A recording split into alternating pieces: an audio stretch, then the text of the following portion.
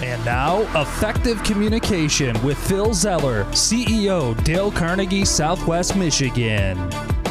Have you noticed some people just thrive when they're getting attacked? I mean, when somebody's verbally attacking them and going after them, they don't break under the pressure.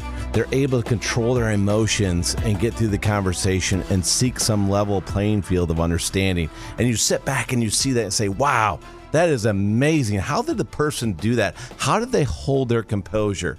So if there was a way to do that, would you want to know? Hi, my name is Phil Zeller. This is Effective Communication. It's an honor to be with you. And this is where we're going to go today. This is where we're going to go. How do you do it? How do you maintain your composure when somebody's coming at you? They're coming at you aggressively and they're trying to derail you. Well, this happens so many times, especially in a Q&A in a presentation or just in a conversation or maybe an interview with somebody. They come from left field and they come out attacking you.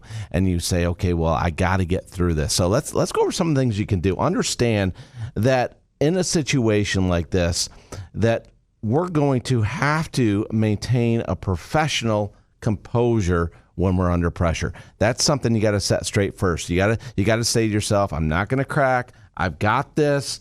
I've been here before. I understand what I'm here for. And you know what?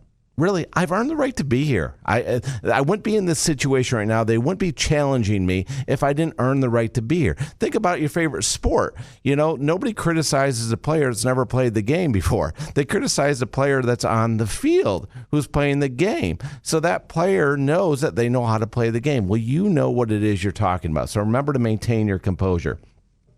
Communicate with clear, concise, positive messages.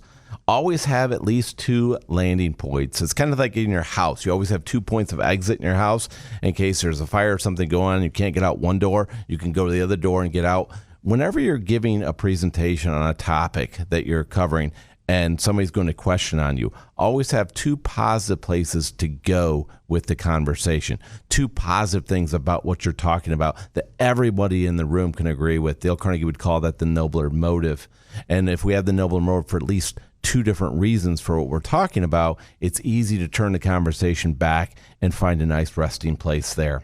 Sell the strategic ideas of yourself and your organization when you're giving a presentation. Think about the vision of your organization, the mission that your organization on, and what is it that you and your organization value that people say, wow, that's really cool. So stick to your mission, your vision, and your values and make sure that you're putting those out there for people. Communicate the competence, your competence with confidence. Remember, you've got a lot of knowledge. You've got a lot of training. You've got a lot of experience. Maybe you have degrees, certificates, or you've been doing this for years. You know this stuff like the back of your hand. Trust yourself. You've got the competence. You have the experience. Leverage it. And communicate the ability to deal with those stressful situations. So when you're in that situation and they're coming at you, stay focused on the messages. It's okay to be flexible. It's okay to be positive and adaptable when people are coming at you. But remember, you're going to hit those messages that are going to help everybody achieve that outcome. And if you stick those 2 messages, you'll be successful. So as you're going through this, remember the professional posture. Keep your emotions in check.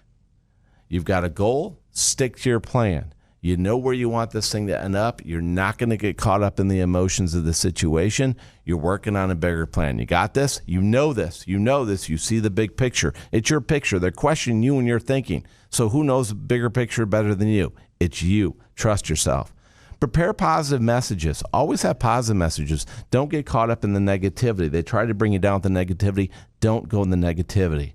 Keep it positive. Make your hands comfortable. Don't fidget. Make sure that your hands are used for a purpose when you're communicating. Otherwise, just put them down to the side. Make them part of your conversation or just let them ease at your sides. Keep the eye on the question, the person who's asking the questions, because it shows you're with them. You're with them. You're really focused on what they're saying. And you go in the situation understanding this person wants to be understood. And I am going to take the time to understand them by focusing on them. And when you give your answers, keep them short. Uncomplicated. Stick to the points. Again, remember the KISS method, right? Keep it simple, silly.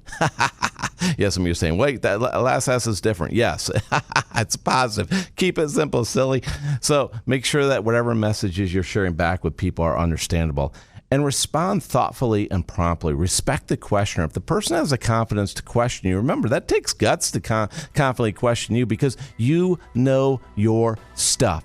So the next time you're in a situation, somebody's giving you a hard time, they're coming at you, I want you to step back for a moment, gain your composure, realize you're here for a purpose. You've earned the right to be here. You've got a positive message to share. You're going to stick to the noble emotions of your audience and what you're on the mission to do for the positive and the good of yourself and everybody you're dealing with. And if you do this, you will confidently and competently handle anything that comes your way in a presentation because you know what you're doing. Now go make it happen.